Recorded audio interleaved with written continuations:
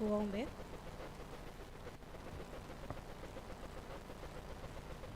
Baba mwema uliye mbinguni, tunakushukuru kwa upendo wako kwetu. Tunasema asante kwa ulinzi wako kwa muda wa siku nzima. Hatimaye umetukutanisha masaa haya ya jioni katika hekalu lako takatifu. Baba, tunakusihi na kukuomba Roho Mtakatifu akapate kuwa pamoja nasi. Kile tutakachojifunza kupitia Pastor Letta kikakae katika mioyo yetu, lakini zaidi kikatuongoze katika maisha ya ulimwengu huu, na hatimaye utakaporudi Bwana tuweze kurithi ufalme wako wa mbinguni. Tunajikabidhi mikononi mwako tukiomba neema yako ikawe pamoja nasi, uwepo wako na nguvu zako zikaongoze akili zetu, ili kile tutakachojifunza kikapate kuwa na maana katika maisha yetu. Tunashukuru maana utakuwa nasi, kwani ndivyo tunavyoomba katika jina la Yesu, amen.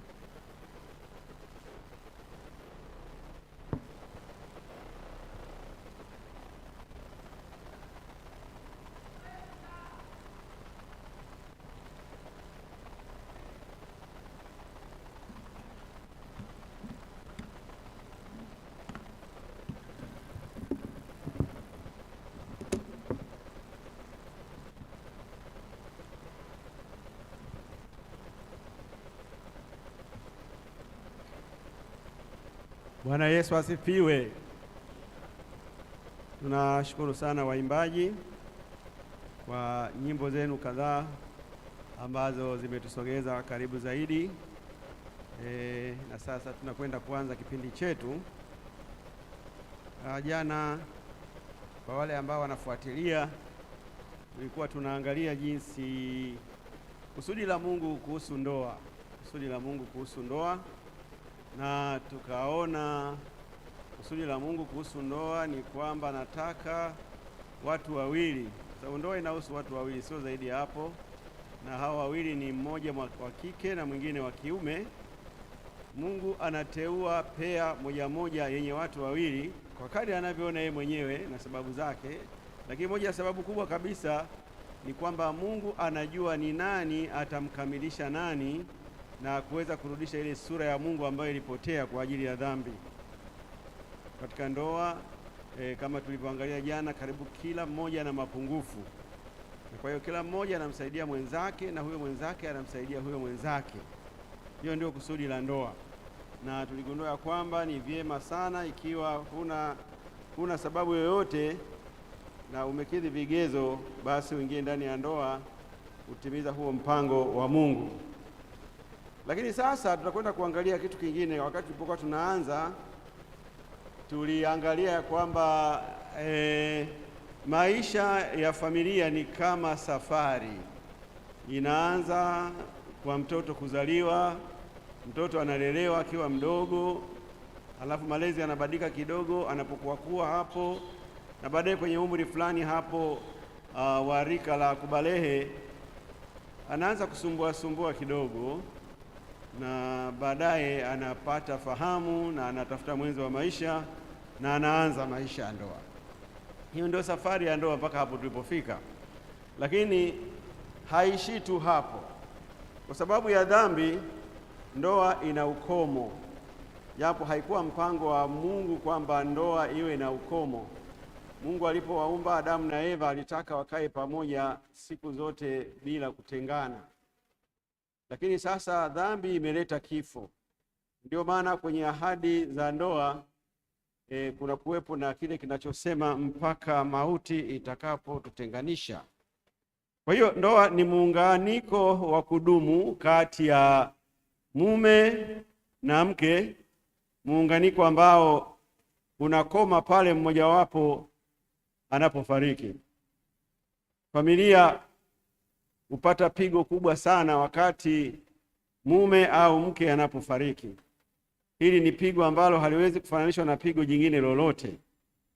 Kwa hakika kupoteza binadamu mwenzako mliokuwa mnaishi naye, mliezoeana, huwa sio jambo rahisi, ni jambo gumu. Lakini tena kumpoteza mwenzi wa maisha ambaye mmesafiri naye, mlikuwa karibu naye, huwa ni pigo kubwa zaidi. Na hii ni kutokana na ukweli kwa majukumu ya aliyefariki sasa, baada ya huyo mmoja kufariki, yanalazimika kuhamia kwa yule aliyebaki. Yule anayebaki akiwa ni mwanaume huitwa mgane, na yule aliyebaki akiwa ni mwanamke anaitwa mjane. Hayo ndio majina tumezoea kuyatumia, lakini hawa wajane na wagane wanapitia uzoefu unaofanana na uzoefu wanaopitia wale apweke na walioachika. Hawa wote hawa wanakuwa na upweke, kwa sababu walioachika ni kwa sababu mume aliondoka, ni kweli hajafa, lakini hayupo nyumbani, na mlea pweke ni kwa sababu alizalishwa na mzazi mwenzake, lakini kwa sababu fulani fulani ama akamtelekeza, kwa hiyo anakuwa na upweke. Kwa hiyo upweke wa mlea pweke na upweke wa aliyeachika na upweke wa mjane na mgane wote vinafanana. Sasa kwa ajili hao wote hao, Mungu analo jambo la kusema juu yao. Mungu ameahidi kuwasaidia wajane na wagane na wale apweke na wale walioachika kukabili changamoto mpya za maisha, kwa sababu baada tu ya kuwa umeachwa, baada ya kuwa umempoteza mwenzio, ama kwa kifo ama kwa kukuacha au kwa kutelekeza, huwa kunaanza changamoto mpya kabisa ambazo hujawahi kuzizoea katika maisha, na hizo changamoto mara nyingi zinakuwa za kudumu katika kipindi chote cha maisha yaliyobaki. Kwa hiyo Mungu anawapatia hawa wote ahadi ya kuwasaidia kukabili changamoto zao mpya za maisha, lakini kwa namna fulani Mungu huwa anawatumia wajane, wagane, wale apweke na wale walioachika kwa majukumu mengine mapya maalum kabisa. Huwa hawaachi hivi hivi. Kama ambavyo tunatambua Biblia katika kitabu cha Isaya 9 fungu la 6, kama kuna mwenye Biblia anaweza kutupatia hilo fungu. Biblia inamtambua Adamu kuwa ndiyo mwanaume wa kwanza kabisa, na anaitwa Adamu wa kwanza. Lakini Biblia hiyo hiyo inamtambua Yesu kuwa Adamu wa pili. Kwa nini palihitajika Adamu wa pili? Kwa sababu Adamu wa kwanza alifeli, alishindwa. Unaweza kutusomea hapo katika Isaya 9 fungu la 6. Isaya. Okay. Kuna aliyepata hapo atusomee? Okay, karibu. Isaya 9 fungu la 6. Fungu la 6 linasema, maana kwa ajili yenu mtoto amezaliwa, tumepewa mtoto mwanamume, na uwezo wa kifalme utakuwa begani mwake, naye ataitwa jina lake Mshauri wa Ajabu, Mungu mwenye nguvu, Baba milele, Mfalme wa amani. Haleluya. Huyo mtoto aliyezaliwa ni nani? Ni Yesu. Sisi wote tunajua huyo ni Yesu, na tukaambiwa ni mtoto wa kiume. Kwa ujumla, Biblia inaposema mtoto amezaliwa, mtoto wa kiume, maana yake nyingine ni kusema mwanaume halisi amezaliwa, na hao wengine wote ni wanaume, lakini sio nini? Sio halisi. Sio halisi kwa sababu mbili. Moja, walishindwa kufanya kinaume pale Adamu aliposhindwa kuzuia dhambi isiingie ulimwenguni. Unajua Adamu alikuwa na option. Haikuwa option rahisi, lakini na option yenyewe ilikuwa ni kwamba asishiriki kula lile tunda, na kwa hiyo asishiriki ile dhambi ya Eva mke wake kipenzi, lakini pia asimtelekeze Eva. Angefanyaje hiyo? Angemsubiri Mungu anapokuja kuwatembelea, halafu angetoa ripoti ya kwamba yule rafiki yangu kipenzi ulionipatia, ambaye nilikushukuru sana kwa ajili yake, amefanya kile ambacho ulikataza tusifanye. Amekula tunda. na kwa vyovyote lazima atakufa. Lakini mimi nimejizuia nisile lile tunda, japo alikuwa jambo rahisi sana, na ninajua sasa kwa kuwa wewe usemi uongo, adhabu yake huyo ni kufa. Hebu lakini unifikirie, maisha gani hayo nitakayoishi bila huyu mwanamke? Yatakuwa maisha magumu sana. Hata kama unaweza kunitengenezea mke mwingine hata fanana na huyu. Kwa hiyo nina ombi moja ambalo nalitoa mimi ambaye sijafanya dhambi. Ninaomba umsamehe huyu mwanamke. Na kama kumsamehe kwako litakuwa jambo gumu sana, ila lililo rahisi ni kumwadhibu kwa kumuua, basi na mimi uniingize katika hicho kifo. Angeonyesha wanaume, asingeonyesha wanaume? Si ndio Yesu alichofanya? Anasema usiwaangamize hao wanadamu. Usiwaangamize hao wanadamu. Nitachukua adhabu yao mimi, ila hawa usiwaangamize. Ndipo alipofanya Musa, alipoambiwa Musa, ninaangamiza Waisraeli wote na ninaanzisha ukoo mpya kutoka kwako. Akasema la, kama huo ndio mpango wako, na mimi unifagie. Kwa hiyo Adamu hakuonyesha wanaume, at least Musa alionyesha, lakini mwanaume wa halisi alionyesha wanaume ni Yesu. Na kwa sababu hiyo sisi wote tunaye mume mmoja, mume halisi. Imeandikwa katika Isaya 54 fungu la 5. Najua wanaume wengine wanaweza wasinielewe, mimi pia ni mwanaume, lakini hii inaokupa ni fact. Sawa? Isaya 54 fungu la 5 inasemaje? Isaya 54 fungu la 5. Isaya huyo ambaye ametupatia introduction ya mwanaume anayekuja duniani, anaifanyia conclusion. Kwa sababu muumba wako ni mume wako, Bwana wa majeshi ndilo jina lake, na mtakatifu wa Israeli ndiye mkombozi wako, yeye aitwaitwa Mungu wa dunia yote. Kwa hiyo pamoja na ukweli ya kwamba katika kila ndoa mwanaume ndiye kichwa na mwanaume ndiye mume, lakini katika kila ndoa yuko mume aliye juu ya huyo mume wako ambaye ni Mungu mwenyewe. Sasa kinachotokea kwa wajane ni kwamba wananyang'anywa mwanaume asiye halisi, wanapewa mwanaume halisi. Anaendelea kushika usukani na maisha yanasonga, kwa sababu Mungu yeye mwenyewe amejitambulisha kwa wajane mara nyingi ya kwamba yeye mume wa wajane, yeye ni mtetezi wa wajane.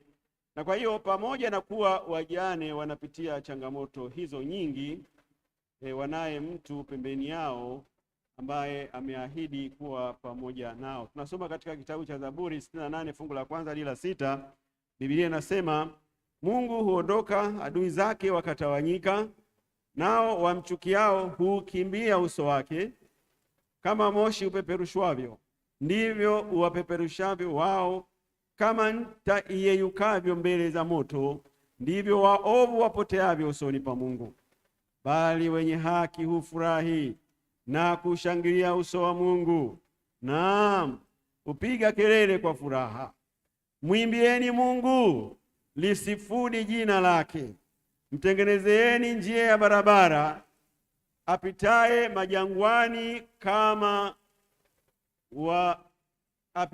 majangwani kama mpanda farasi. Jina lake ni Yahu, shangilieni mbele zake. Baba wa yatima na mwamuzi wa wajane, Mungu katika kao lake takatifu. Mungu huwakalisha wapweke nyumbani, huwatoa wafungwa wakae hali ya kufanikiwa, bali wakaidi hukaa katika nchi kavu. Baba wa yatima na mwamuzi wa wajane ndiye mume wa wajane. Na kwa hiyo habari njema ni kwamba wajane na wagane na wale wapweke na walioachika wanapitia uzoefu mgumu sana, lakini katikati ya uzoefu huo Mungu anakuwa pamoja nao. Hebu tuangalie baadhi ya changamoto zinazowapata wajane mara tu baada ya kuondokewa na wenzi wao. Wajane wanayo changamoto za namna nyingi. Kwanza kabisa ni changamoto ya machungu machungu. Kuna uchungu wa kufiwa, lakini kuna uchungu wa kufiwa na mume na uchungu wa kufiwa na mke, na huo hauwezi kulinganishwa na kitu chochote kile. Na moja ya vitu ambavyo wanadamu nafikiri na hasa Waafrika wamekuwa wakielekeza wafiwa, baadhi ya mambo wanayakosea. Ni kweli kabisa kwamba Biblia ilisema kwamba tusiomboleze au tusihuzunike kama watu wasio na imani, si ndio? Walisema tusihuzunike, tusifanye nini? Usihuzunike, nadhani kitu kama hicho, kama watu wasioamini, hasa tunapokuwa tumefiwa. Sasa tafsiri ya kuomboleza au kuhuzunika kunakofanana na watu wasioamini, hiyo ndio inaoleta shida. Kuna baadhi ya wengine wanadhani ukilia wakati unafiwa huko ni kuomboleza kusiko na matumaini. Wengine wanadhani unapolia au ukienda kwenye jeneza la mkeo ukapunga mkono hivi ukimuaga au ukamwambia kwa maneno kwa heri au hata ukambusu, basi pale umepitiliza sasa. You see? Na mambo mengi yanayofanana na hayo. Sasa unaweza ukaona Biblia haisemi hicho kitu. Hicho kitu ni watu tu walikitoa, ya kwamba unapolia jikaze usilie. Wewe kwanza ni mwanaume, usilie, na kama ni mme utapata mwingine atapatikana tu, kama ni mtoto utazaa, wewe bado ni binti tu. Yaani hayo ni maneno hayafai kabisa. Hayo sio ya kufariji. Kwa nini? Wewe unayemzuia aliyefiwa asifanye hayo, baadhi ya mambo hayo, unamchelewesha kumaliza msiba. Kwa kawaida uchungu wa msiba una kawaida ya kukaa kwa muda mrefu ikiwa hutaupitisha katika njia zake. Wazungu wanaita grief recovery. Yaani lazima upone, na kupona kwake mojawapo ni kwamba ulie kadri unavyoweza. Maana katika kulia kwanza unaondoa sumu mwilini. Katika kulia unajaribu unakubali kwamba huyu amekufa. Moja ya vitu vigumu sana vinavyowakabili wajane na wagane ni kutokubali kwamba mtu aliyekufa alikufa. Ukiona mtu anakusimulia habari ya msiba uliotokea miaka 40 iliyopita na akikumbuka analia, hajamaliza msiba. Na hiyo sio habari njema. Huyo mtu ana ugonjwa, huyo mtu anahitaji kupona. Na kwa hiyo namna mojawapo ya kumsaidia ni kumsaidia kupitia yale machungu, kwa sababu kawaida ya binadamu iko hivi: ukifiwa unagoma, unasema hapana, hajafa, huyo hajafa, jana tu nimemwona, asubuhi nimetoka hapo, hakuna, sio kweli, una deny. Lakini baadaye kuna namna ambayo unaanza kuona kama kuna ukweli fulani hivi, lakini haiji haraka sana. Lakini baadaye unapoikubali kwamba kweli amekufa, maana unaona sasa jeneza ndio hili, na pengine unachungulia kwamba kweli jamani ameshakufa, pale panaingia kitu kinaitwa depression, msongo wa moyo. Unajiuliza maisha haya yatakuwaje bila huyu mtu, na inategemeana alikuwa mtu wa karibu kiasi gani, ulikuwa unamtegemea kwa kiasi gani, aina ya kifo alichokufa ni cha namna gani. Kama cha ghafla au chenye utata, inaongeza sana kukataa kwamba hajafa. Kwa hiyo baadaye ukifanikiwa, kama unao watu wa karibu wanaojua kukusaidia kulia na kumaliza msiba mpaka tunafika makaburini, unakuwa at least unaanza kupambazukiwa. Na kupambazukiwa ni kukubali ya kwamba yule rafiki yako kipenzi hata kuwepo tena katika maisha yako. Na kwa hiyo ni sasa hivi unaenda kuanza maisha bila yeye. Na hilo ni jambo la msingi sana. Na ndio maana pale tunapofika kwenye makaburi tunasema udongo kwa udongo, na wengine wamekuwa wanasema tunafanya matambiko pale kwamba wachungaji, hiyo kitu mnatoa wapi? ya kutupa maudongo na nini. Unafikiri sisi hatuna akili sana? Wewe ndio una akili sana. Sisi tunamponya yule aliyebaki. Haleluya! Maana hatimaye ndiye anaenda kutupa udongo pale, anatoa kibali kwamba mzikeni, nimekubali kwamba huyo amekufa, na hiyo inamsaidia sana. Haleluya! Watu wengine wanasema ndugu msije kuangalia, hii haina sababu, haina sababu. Funika tupeleke. Wewe huu msiba wako. Kwa hiyo tuwe waangalifu sana namna ya kuwasaidia wajane na wagane kumaliza nini? Msiba. Hebu tuangalie baadhi ya mafungu machache hapa. Kitabu cha Samueli wa pili 1:25 hadi 26, tusikie jinsi Daudi alivyohuzunika kwa kufiwa na rafiki yake. Samueli wa pili 1:25 hadi 26, jinsi mashujaa walivyoanguka katikati ya vita. Yonathani, wewe umeuawa juu ya mahali pako palipoinuka. Nimesikitika kwa ajili yako Yonathani, ndugu yangu, ulikuwa ukinipendeza sana. Upendo wako kwangu ulikuwa wa ajabu kupita upendo wa wanawake. Huyu ni mtu anaongea mbele ya maiti au mbele ya jeneza. Unaweza kumfikiri kwamba ni kichaa au kwamba sio mtu mwenye imani.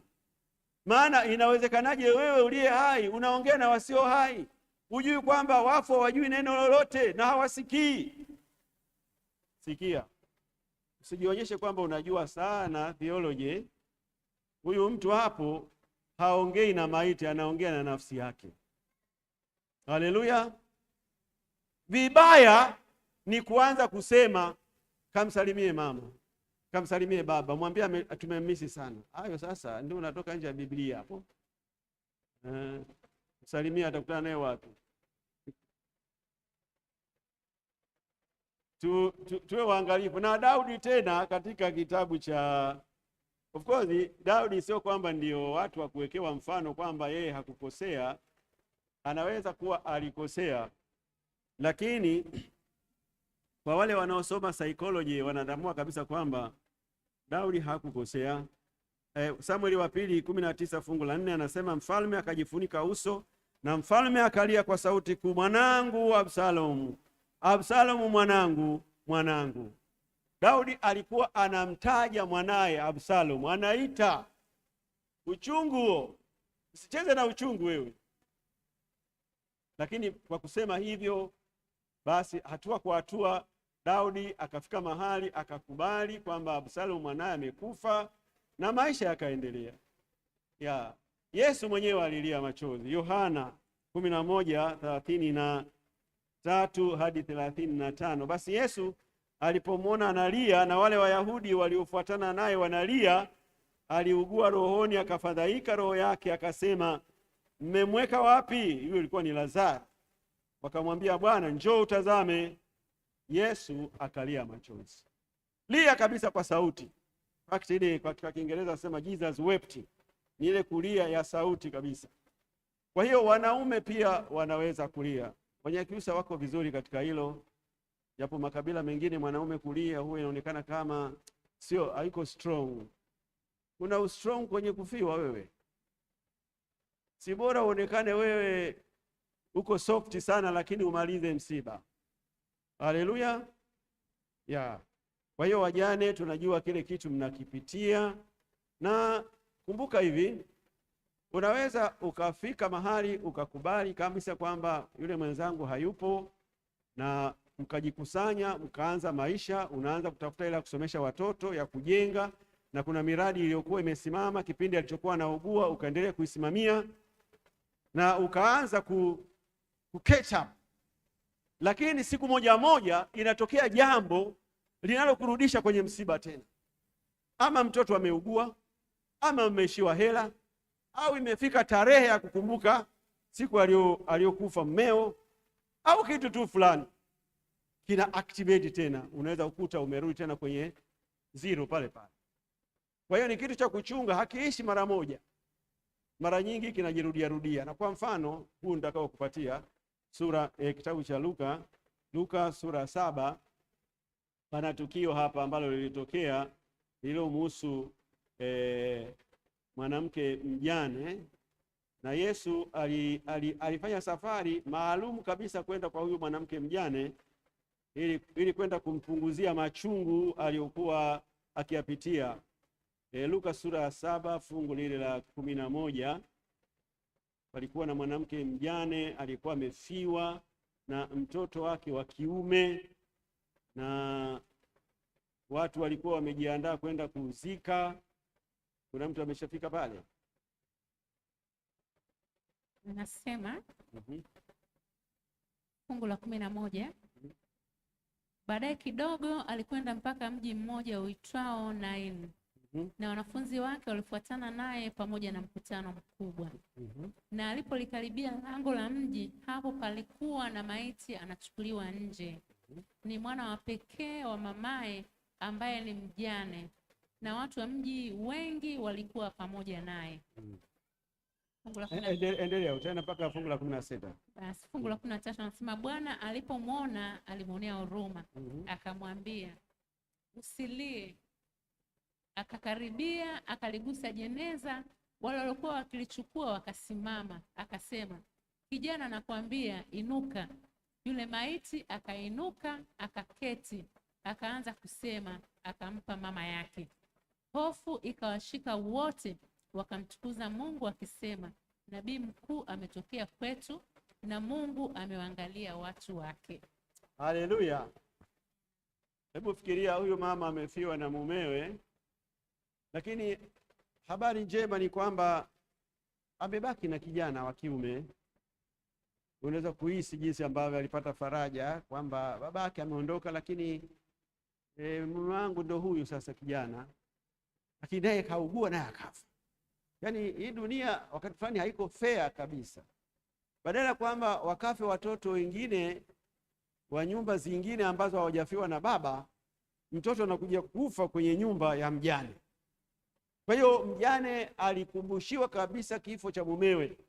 Kwa hiyo Yesu katika ratiba yake ya siku ile alikuwa amepanga kwenda kumpa faraja yule mjane, na ni kweli yule mjane alikuwa na supporting system ya kutosha, yaani watu wa karibu, na hiki kitu nitakifafanua baadaye hapo. Ni muhimu katika haya maisha kuwa na watu wako wa karibu. Hebu sikiliza jinsi mji mzima ulivyokuja, kwa sababu kila mmoja aliguswa. Mjane kafiwa tena, lakini Yesu akamfufua yule kijana, akamrudishia mama yake. Furaha gani alikuwa na yule mama? Kwa sababu tayari alikuwa ameingizwa katika uchungu namba 2. Uchungu wa mwanzo wa mumewe haujapotea, unaingia uchungu tena wa pili wa kupoteza mwanae wa pekee. Kwa hiyo Mungu anajua ya kwamba wajane wana changamoto kadha wa kadha. Wakati fulani ni vifo vinakuja vinafuatia au magonjwa, lakini kuna vitu vinawapata wajane. Wajane wanadhulumiwa. Wajane wanadhulumiwa na ndugu wa karibu. Wajane wanasimangwa.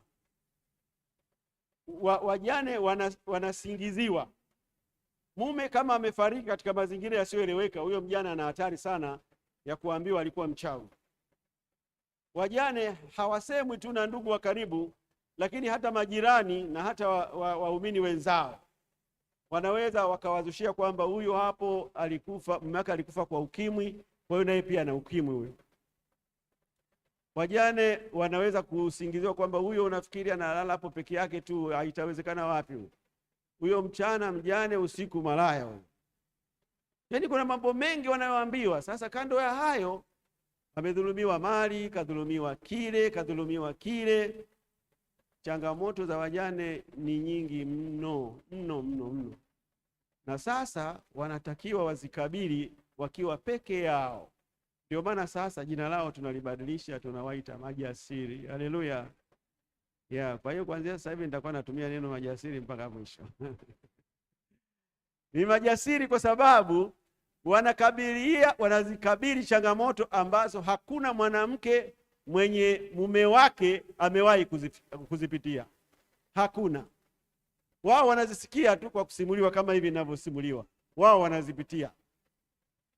Kuna wengi nimekutana nao wanaambia huu ni mwaka wa 20, kesi ya mirathi haijaamuliwa. Sasa hivi kwa mahakama kuu. Yaani vitu bado havijagawanywa. Mwingine anasema huu ni mwaka wa 10 hajaona kaburi la mumewe. wala watoto wake. Yaani stori za namna hiyo ziko nyingi sana, na nyingi zinawaelekea wanawake. Na ndio maana tunazungumza hivi, huyo mumeo huyo ambaye sasa hivi mko naye, huyo hani wako huyo ambaye sasa hivi mnakula maisha kama kawa siku akipatwa na kifo, hatuombei. Kwani kuna mtu anapenda mtu afe halafu akadondoka, halafu baadaye labda baada ya miaka 10 au 5 tu abahatike kurudi au akuangalie maisha unaoishi? Yaani hayo maisha unaoishi yatamfanya afe tena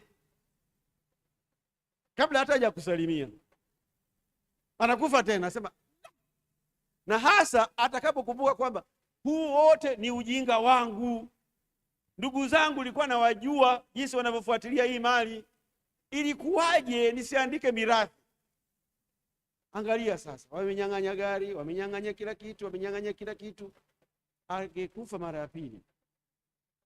Kwa hiyo hawa wajane wana neno la kuambieni nyie ambao hamjafiwa. Nendeni mkakae nao, watawaambia hata wa kwangu nilikuwa sioni sababu ya kumwambia andika mirathi. Hivi kwanza hivi mimi ukinifuata unasema, Pastoreta, mme wangu andika mirathi, mimi nitakuelewaje kwanza? Umesema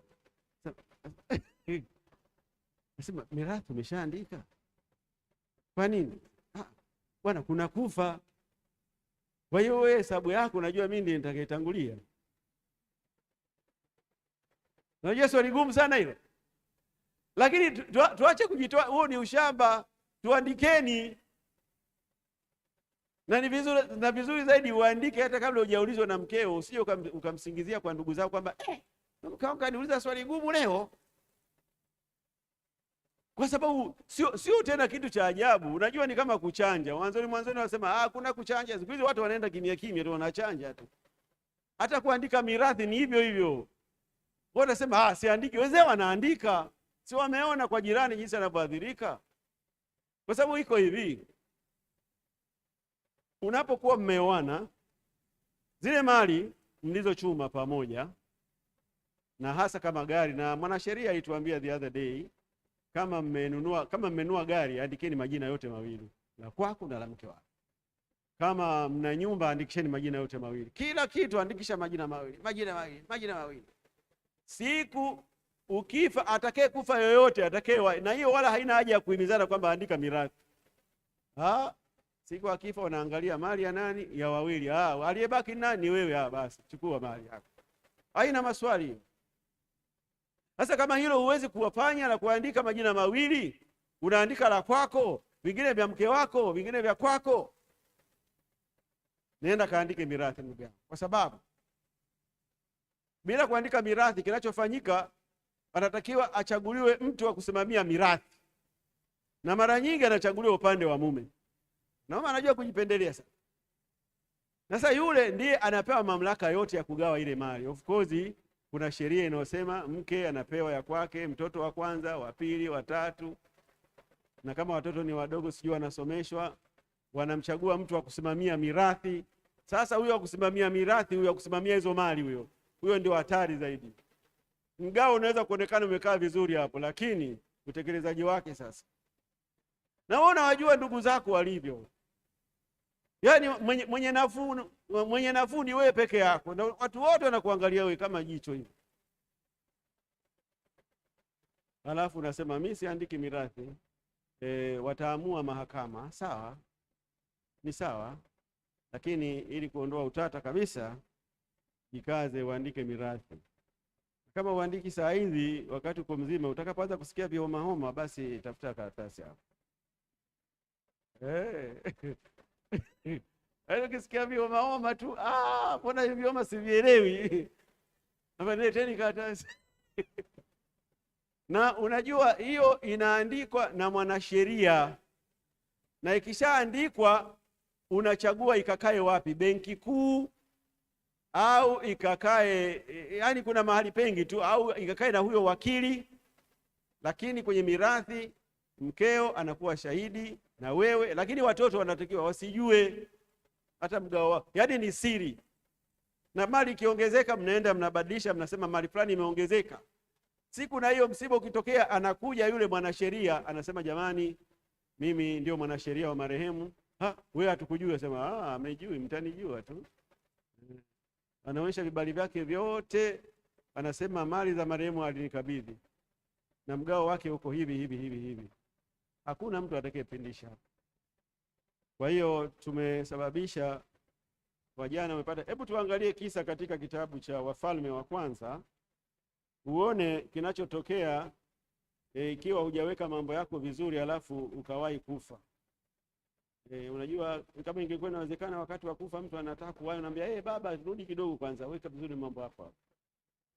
Wafalme wa Pili 4:1-2 nasemaje? 1-6. Wafalme wa Pili 4:1-6.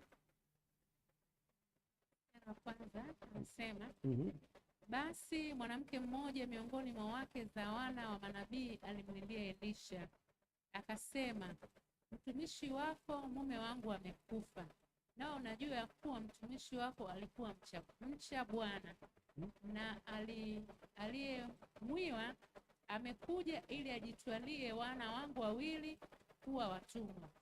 Elisha akamwambia, nikufanyie nini? Niambie, una kitu gani nyumbani? Akasema, mimi mjakazi wako sina kitu nyumbani ila chupa ya mafuta. Akasema, nenda ukatake vyombo huko nje kwa jirani zako wote, vyombo vitupu wala usitake vichache. Kisha uingie ndani ukajifungie mlango, wewe na wanao, ukavimiminie mafuta vyombo vile vyote, navyo vilivyojaa ukavitenge. Mpaka la 4. Kisha uingie ndani fungu la 5. Basi akamwacha akajifungia mlango, yeye na wanawe hao wakamletea vile vyombo, na yeye akamimina. La 6. Ikawa vilipokwisha kujaa vile vyombo, akamwambia mwanawe, niletee tena chombo. Akamwambia, hakuna tena chombo. Mafuta yakakoma. Jamani, mnasemaje? Kuna fundisho hapa. Kuna mjane hapa ameachwa na mumewe, na mume wake alikuwa mtumishi wa Mungu, si mzee wa kanisa, si mchungaji, lakini mtumishi wa Mungu. Ila wosia aliyofanikiwa kuandika, alikopa hela kwa watu, akasema, kama sitalipa hizo hela utakuja kuwachukua watoto wangu wawe wa kwako. Alikuwa na akili nzuri huyo baba. Umaskini unafanya usiwe na akili, ujue watoto ni kuweka rehani kiasi hicho. Na haya mambo kukopa haya sio vizuri sana. Umwachie mwenzako madeni kama huyu mama alipokuwa ameachiwa madeni. Lakini basi yule bwana amekuja na hati yake kwamba nimekuja kuchukua watoto. Uzuri huyu mjane alikuwa sio mtu mwenye kukumbatia matatizo. Unajua kuna watu wengine akiwa na matatizo haongei, hamwambii mtu yoyote. Nikwambie kitu, mjane wewe, kwanza tumekubaliana wewe sio mjane, wewe ni jasiri. Jasiri huwa anasema, lakini unachagua watu wa kuambia. Unakuwa na watu wako wa karibu, unawaambia ili wakupe ushauri au hata wakupe msaada kidogo. Huyu yeye alikuwa jasiri, alipomwona mtumishi wa Mungu akasema huyu, ikabidi amweleze. Lakini sasa hii familia ilikuwa maskini. Huyo mama anauliza, una nini hapa ndani? Anasema nina chupa tu ya maji. Yaani hamna furniture, hakuna kitu chochote. Haya ni maisha gani? Ndio maana tumezungumzia hapa jamani, maisha ya uzeeni uyapangilie kutoka ujanani. Huyu inaonekana kwenye ujana wao ama walikuwa wanaponda sana mali au walikuwa hawachangamkii sana maisha. Lakini vyovyote itakavyokuwa, ni familia maskini, wana chupa tu ya mafuta. Akaambia hiyo. Hili linatufundisha nini? Mjane amini, jasiri. Wewe Mungu amepanga kukuinua katika viwango vya juu vya kiuchumi. Haleluya. Ndio ujumbe tunaopokea hapa. Haya mafuta yalitoka wapi? Ni muujiza ya Mungu. Lakini Mungu kabla hajakufanyia muujiza na kuuliza una nini? Swali hili linawaendea watu wote. Hivi akitokea mtu mfadhili kwa kutaka kukusaidia, akikuuliza una nini au una mradi gani unaofahamu au una ujuzi gani ambao ninaweza kupatia mtaji ukakuongoza, wewe utajibu nini? Kuna watu hawajui kupika mandazi, kuna watu hawajui kufuma, kuna watu hawajui kushona, kuna watu hawajui kuuza maji, kuna watu hawajui kuuza juisi. Yeye hajui tu, anachojua ni kula tu. Kwa hiyo kiishiwa hela anaomba umpatie hela akanunue unga na samaki, wakati kimsingi angetakiwa aombe jembe au aombe shamba la kulima mahindi na aombe wavu. Huyu mtumishi wa Mungu akasema, kwa mtazamo wangu ninapomwangalia, akasema mimi sikupi mafuta ya kutumia leo, kesho yaishe, nataka ufungue kiwanda cha mafuta. Haleluya! Akamwambia nenda kazime kwa jirani zako. Huo ndio mtazamo wa Mungu kwa watu majasiri. Yaani kwa namna nyingine majasiri wangelitambua jambo hili mapema, kwamba Mungu anakusudia kuwainua katika viwango vya juu vya kiuchumi. Leo hii tunapozungumzia majasiri, ndio tungesema ndio wenye hela. Majasiri, hii nianzishe huo msemo ndio wenye hela. Kwa sababu kama umeanzisha kiwanda nyumbani cha mafuta ambayo kusudi lake lilikuwa yasikome. Shida ni huyu mama hakuwa na njozi yake ni kupata tu mafuta kidogo kwa ajili ya leo tu. Wajasiri, Mungu amenituma kwenu, hebu muwe na njozi pana. Haleluya! Tumieni idara ya wanawake wawafundishe miradi mbalimbali. Tumieni idara ya TAPE mjifunze miradi mbalimbali. Waiteni wanasheria wawafundisheni jinsi ya kupata haki. Hebu fikiria, yaani ule mradi ulitatua tatizo la kisheria pia. Watoto walikombolewa. Huwezi ukawa unalia umedhulumiwa, mimi ni dhulumu. Tena huyo aliyenidhulumu mwingine mzee wa kanisa. Nikuta mmoja anasema hiyo. Kama mzee wa kanisa, mbona umenyamaza? Anasema, "Sasa mimi nifanyeje?" Ufanyeje? Ujue haki zako. Kwa hiyo wajane wanatakiwa wazijue haki zao kwa kuwatumia wanasheria.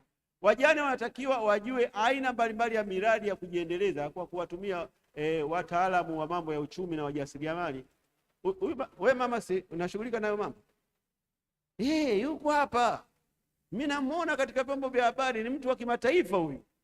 Sasa hakuna sababu wewe uanze kulialia wakati Mungu amekusudia kwamba majasiri kazi yao ni kwamba waingie kwenye miradi, waone jinsi Mungu anavyowainua mpaka kila mmoja ashangae, nyinyi mnafanyaje? Kumbe siri yake ni ndogo tu.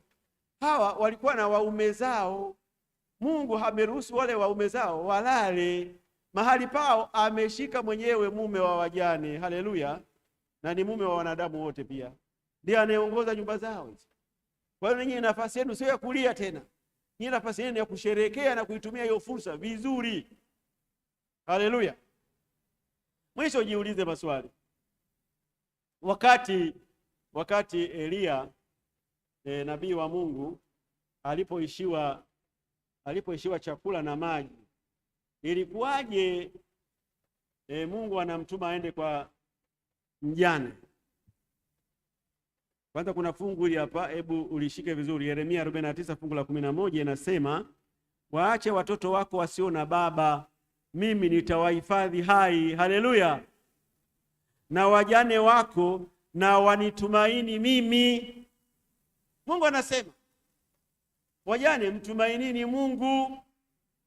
Yeye hawezi kuangusha wala hana mpango wa kuangusha. Janga lile lilotokea la kuondokewa na mume ndio hilo basi. Baada ya hapo hawezi kuweka mzigo mwingine tena kwenu.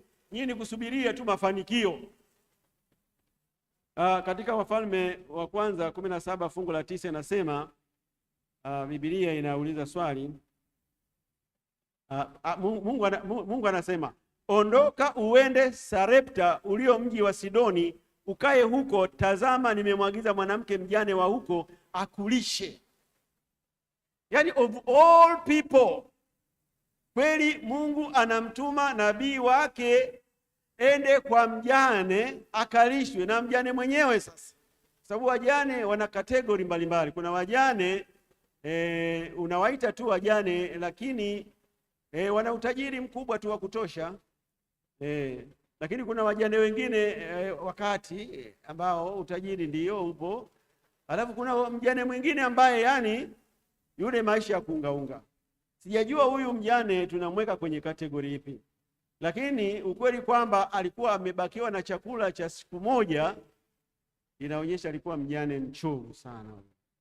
Sasa swali, na hilo swali Yesu aliwauliza katika Luka 4:25 hadi 26. Yesu anasema, hebu unaweza kusoma pale Luka 4:25 hadi 26. Yesu anauliza swali la maana sana, kwamba hivi wajasiri au wajane kwa jina jingine, unaweza utegemee Mungu awatumie kwa kazi kubwa sana, au wao kazi yao ni kulia tu na kuombaomba na kupewa vijisenti? Luka 4:25 anasema, lakini kwa hakika nawaambia, palikuwa na wajane wengi katika nchi ya Israeli zamani za Eliya, wakati mbingu zilipofungwa miaka 3 na miezi 6, njaa kuu ikaingia nchi nzima, wala Eliya hakutumwa kwa mmojawapo ila kwa mjane mmoja wa Sarepta katika nchi ya Sidoni. Tena palikuwa na wenye ukoma wengi katika zamani Israeli zamani za nabii Elisha, wala hapana aliyetakaswa ila Naaman mtu wa Shamu. Yaani sababu iliyomfanya Mungu amtume Eliya aende kwa mjane, kwanza mazingira yenyewe ni yenye utatanishi. Eliya mwanaume anaenda kukaa na mjane ambaye amefiwa mumewe. Kwa hiyo kuna Eliya, yule mama na mtoto. Jamii pale ingemchukuliaje yule mjane?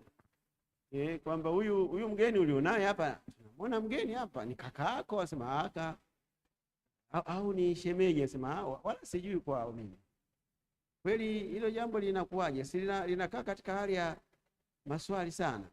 Lakini Mungu aliyamaliza hayo maswali yote, kwa sababu Mungu akipanga kitu kimepangika. Akaenda akakaa naye miaka 3.5. Eliya analishwa. Bila shaka hata hizo, kama alikuja na nguo, sijui kama Eliya alikuwa na begi la nguo, utakuta alikuja na nguo moja hiyo, pea moja hiyo. Kwa hiyo mama yule akawa anaangalia kwenye masanduku la mumewe pale, anamwambia baba, naona shati lako kama limeisha. Unajua miaka 3.5 mingi. Sema hebu chukua hii suali, labda kama inaweza kutosha. Very funny. Lakini kuna sababu. Wajane ni watu wenye imani. Haleluya. Ile imani ya yule mama ni ajabu sana. Alikubali kwamba chakula kilichobakia ale mgeni, lakini yeye na mwanae wamwangalie mgeni anapokata matonge. Basi kitakachofuata baada hapo, basi Mungu mwenyewe anajua. Na hawakufa. Na Mungu alichokuwa anataka hicho, kwamba yule mjane asife. Kwa hiyo ninachokiangalia leo ni hiki. Majasiri, hebu mjiunge pamoja. Anzisheni miradi ya kiuchumi. Miradi mikubwa, ya kati na midogo. Na hapo hiyo miradi itakapofikia mahali pakubwa sana, tumieni hayo mapato yenu kutegemeza kazi ya Mungu, kuwategemeza watumishi wa Mungu. Yaani kwa mfano kutambua siku ya wachungaji, yaani ingependeza sana tuone wajane wamekuja hapo na mashati kwa ajili ya pasta na gunia moja la mahindi kwa ajili ya nyumba ya mchungaji. Wakiulizwa wanasema hii ni kazi yetu, mbona Eliya ndio sisi tuliomlisha bwana. Tunaendeleza tu pale alipoishia yule mama wa Sarepta. Haleluya. Unadhani watafilisika? Yaani hayo ndiyo mafunuo ambayo Mungu ananionyesha.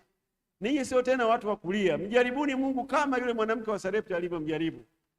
Mshangae mambo makubwa yatakayotokea. Fungu letu la mwisho linasema katika Isaya 54 fungu la 4. Mungu anatoa habari njema kwa wajasiri kwamba kesho yenu inang'ara sana. Kesho yenu inang'ara kabisa, ina matumaini makubwa. Isaya 54 fungu la 4. Inasemaje? Neno la Bwana linasema, usiogope maana hutatayarika, wala usifadhaike maana hutaaibishwa, kwa kuwa utaisahau aibu yako ya ujana wako, pia mashutumu ya ujana wako ya ujane wako hayatakumbukwa tena. Hutayakumbuka tena. Hilo jambo linaenda kutokea very soon kwenu ikiwa mtaamini. Mungu anasema hautaona tena mjane akilia au anaombaomba au ana shida. Kuna mageuzi makubwa kweli kweli yanakwenda kutokea kwao, na Mungu akisema nani wa kupinga? Mungu abariki somo hili katika jina la Yesu, amina.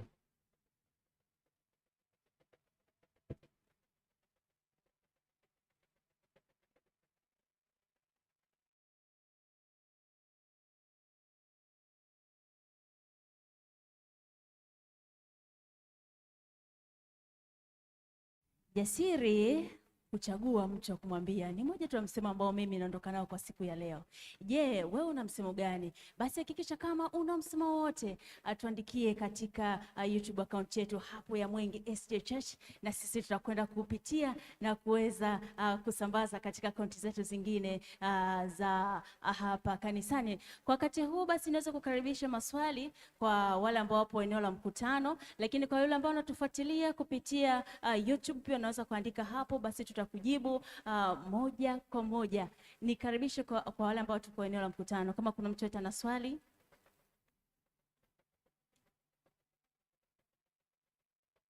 Asante sana. Karibu mzee pale.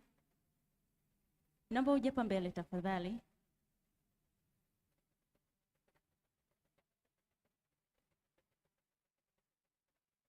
Mchungaji, nashukuru sana kwa somo lako. Kwa kweli linauamsha. Mimi mwenyewe nimekuwa nikijiuliza, siwa Sabato koje?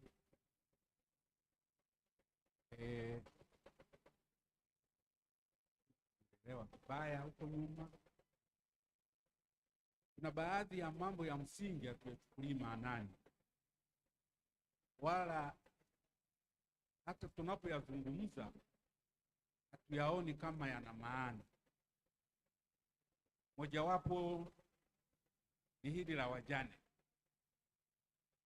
Mimi nimekuwa nikijiuliza, hivi kanisa kama kanisa Maria ina mpango gani kwa wajane?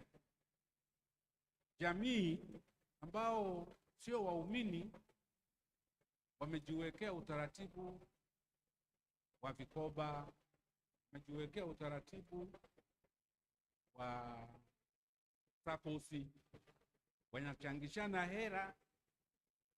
Mjane yakimpata zipo hera za kumsaidia kirahisi. Sisi hatuna huo utaratibu. Alafu wanaenda pale, wanakaa naye, wanamfariji. Akipata shida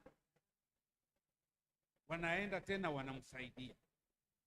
Sisi hatuna mfumo wa namna hiyo. Sasa kwa mfano Mwenge, waumini tupo karibu 2,500. Sasa hivi tunakaribia 3,000. Na hii ni fursa. Kila mtu akitoa shilingi 1,000 ni milioni 3. Sasa na hakika wanawake ni wengi kuliko wanaume. Kwa hiyo labda robo wawe wanaume, wanawake ndio wawe robo 3, au hata tukisema nusu kwa nusu. Kwa hiyo katika 2,500 kuna karibu 700, 800. Wakichanga 1,000 inakaribia karibu milioni wanawake. Sasa wakiamua ziwe 2,200 hata kwa mwezi, kila mtu anatoa shilingi 2,200 kwa mwezi, wanaziweka kwa mwaka, ni milioni nyingi. Wanaweza hata wakajikopesha hizo hela wakafanyia miradi. Lakini samani, ni shetani gani sijui anafanya hilo? Inakuwa wazito kuona hizo fursa. Hapo ndio mimi sielewi. Labda sera kutoka huko juu, maana mimi sijui. Okay, nitalijibia. Maana kama sio sera, kwa nini basi hatuyaoni haya tukatumia fursa ya wingi wetu kuondoa matatizo ambayo yanaleta kutukwaza? Ya, nashukuru sana mzee. Kweli Biblia inasema dini iliyo safi ni kuwaona wajane na kuwasaidia na yatima. Dini iliyo safi kabisa. Hilo analosema mzee ni kweli. Kwa muda mwingi wajane walisahaulika. Kwa sababu ya muda tu, hiyo ni andaa hapa. Wajane wamesahaulika wakati wa kanisa la awali pale, walisahaulika mpaka wenyewe walipowashtua wale mabosi ndio wakaanza kuwaweka katika idara fulani. Mpaka leo kuna baadhi ya makanisa mengine hawajui hivi wajane wanaangukia kwenye idara gani, Dorka, Women Ministry au mashemasi. Nashukuru hapa kwenu iko chini ya idara ya huduma za familia.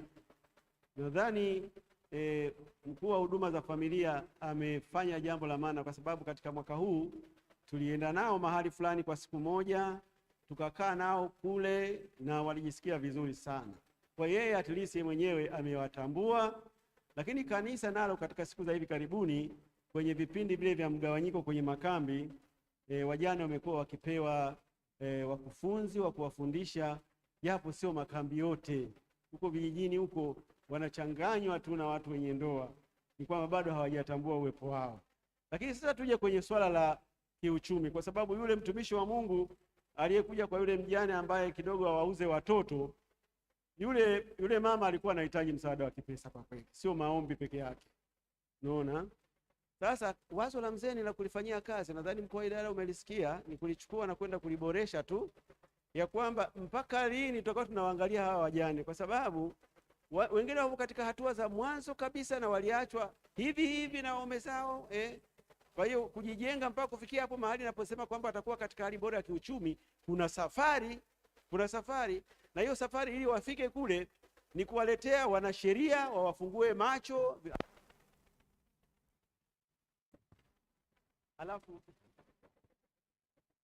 Alafu pia watu wa uchumi kuja kuwasaidia. Nadhani jambo inawezekana kama hili lenye washiriki wengi, kweli kutoa 1,000 milioni 3. Mbona watakuwa wamepata mtaji mzuri sana wajasiri wetu. Kwa hiyo nafikiri hilo litafanyiwa kazi, ili tunabadilika kidogo kidogo, japo kasi sio kubwa sana. Lakini nataka niwatie moyo ninyi wajane wenyewe, wajasiri. Unajua kuna wajasiri wale wakati kule waliokuwa wamesaidiwa na Dorcas, wale wajane walimpata mtu Dorcas akawa anawashonea vitu, anafanya hivi nini. Alipokufa wajane ndio waliosikitika sana, wakaenda kumfuata Petro, Bwana tufufulie huyu mtu muhimu sana kwetu. Tafuteni wafadhili, tafuteni watu watakaoweza kuwasimamia, watakao waunganisha na watu wenye kuweza kuwapatia mikopo rahisi labda au misaada hivyo. Yaani mnakuwa na organization fulani ndani ya kanisa, mradi tu kanajulikana kako chini ya idara gani, basi mnafanya vitu vikubwa tu na mtaambukiza makanisa mengine. Mwisho tunakuwa na wajina na nikwambie, wajane huwa yenyewe haijui madini, yani inavuka boundaries za imani.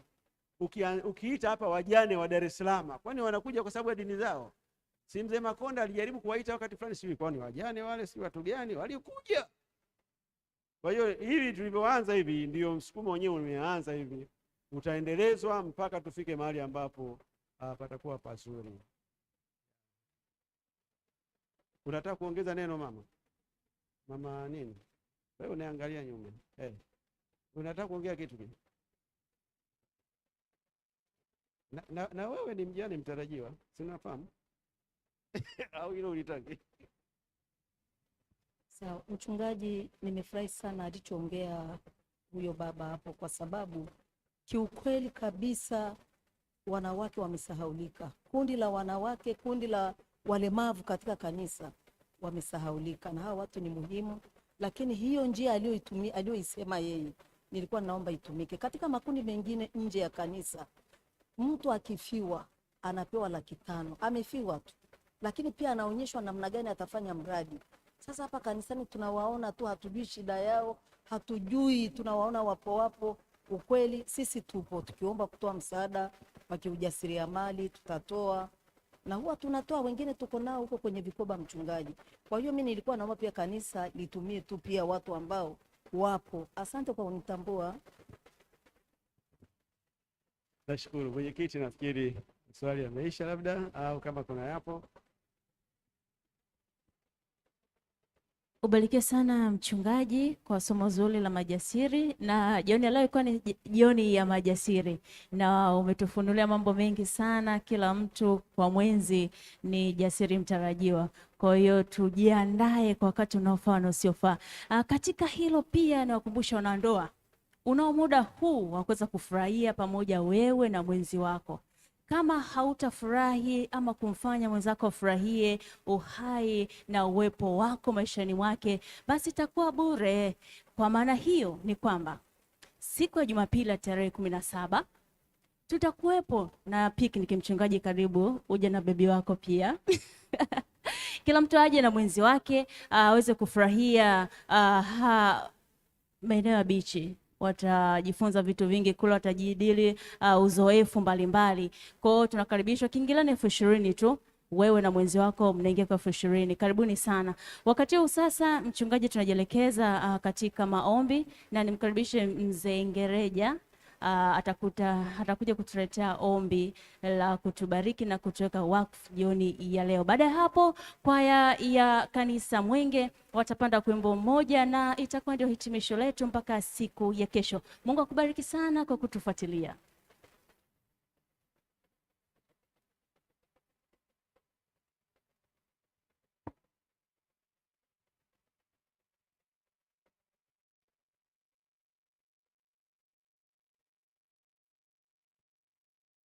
Basi tusimame tuombe.